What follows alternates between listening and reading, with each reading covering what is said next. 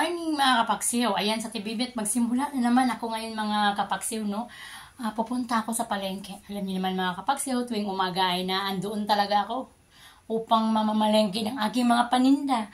Kaya mga kapaksiw, sobra, no? Kahit na anong dami mo ng trabaho, priority mo talaga yung hanap buhay.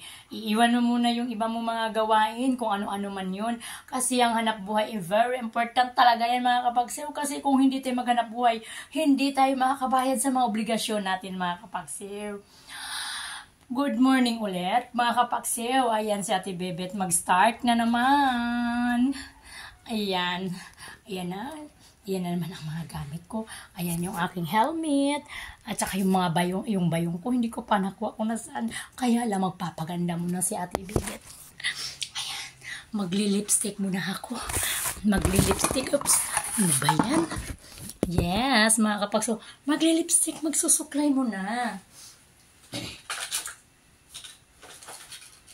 Alam mo mga kapagsiyo, tulad sa amin na mga wala na mga kasama sa buhay, enjoy na lang ang buhay natin, no? Pero alam mo talaga naman, hindi mo rin masasabi minsan, may mga mabigat kang problema sa pamilya, pero kaya natin yan mga kapagsiw. Ayan, pag mga kapagsiw, magsusuklay muna. Baka mamaya makakarating naman ako ng palengke nito na walang suklay. Ayan. Ayan mga kapagsiw. Tapos, maghahanap ako ng lipstick mga kapagsiw. Itong lipstick na to, galing to ng Royal. Mga kapagsiw, tingnan ko kung pwede pa ba itong lipstick na to. Mayroon pa rin. May? Yes. Kulay orange pa ito mga kapagsiw. Ganda na ni Ate Bet mga kapagsiw. Ayan. Yes, mga kapagsiw. Ayan. Yan man talaga ang buhay natin mga kapagsiw, no? Tapos magsalamin muna si Ate Bet para sigurado talagang hindi nagkalat yung kanyang lipstick. Wow, naka-lipstick talaga. Pati ipin mga kapagsiw may lipstick, oh.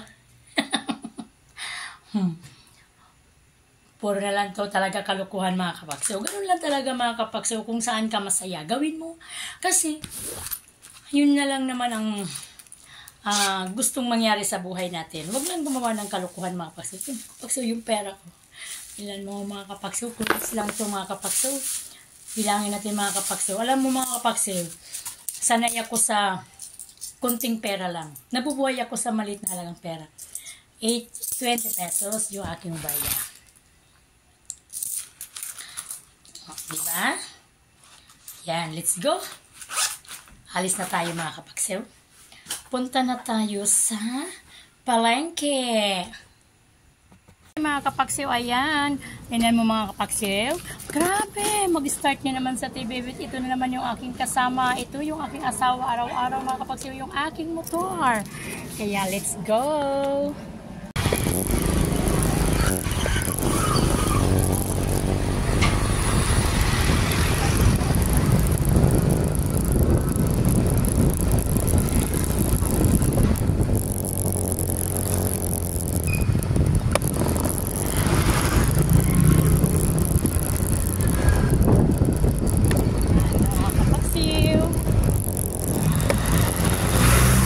Dito na tayo sa Safe for All.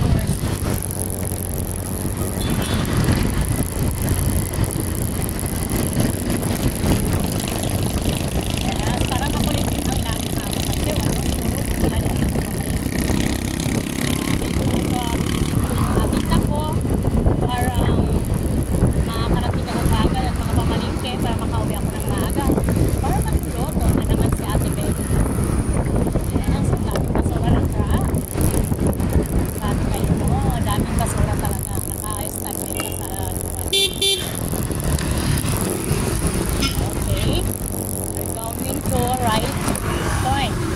Ito na lang, side lang yung road. Dito po tayo sa bayan. Mga kapagsiw.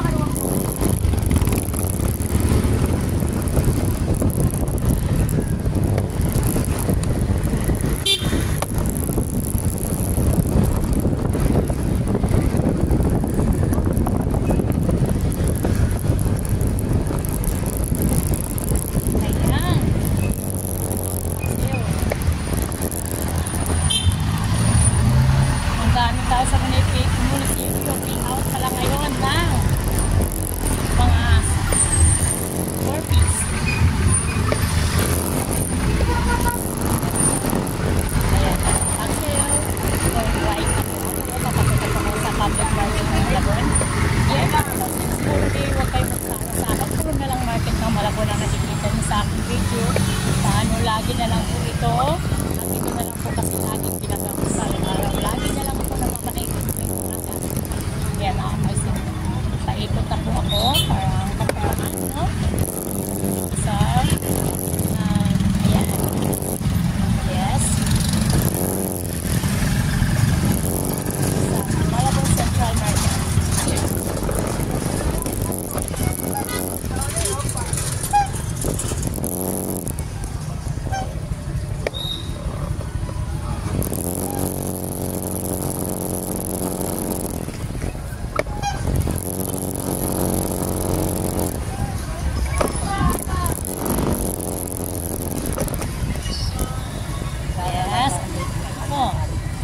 Hello, ya. Good morning po. Hi, good morning. Ganda.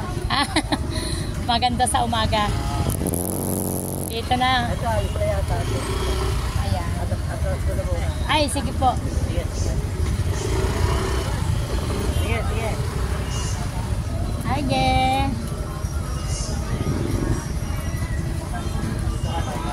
Oh, thank you, ya. Thank you po.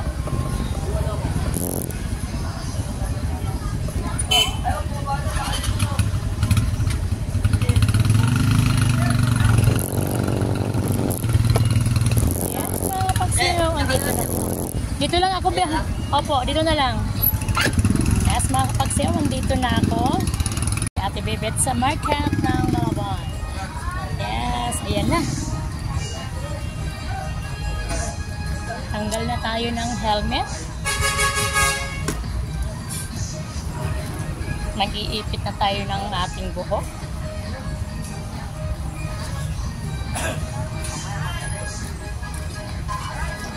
Hanapin na natin yung ating pang-ipit. Yan. Para hindi magulo yung buhok, laging nakalaylay sa ating mata. Mami. Smart Paksiw. Thank you very much. Nandito na po.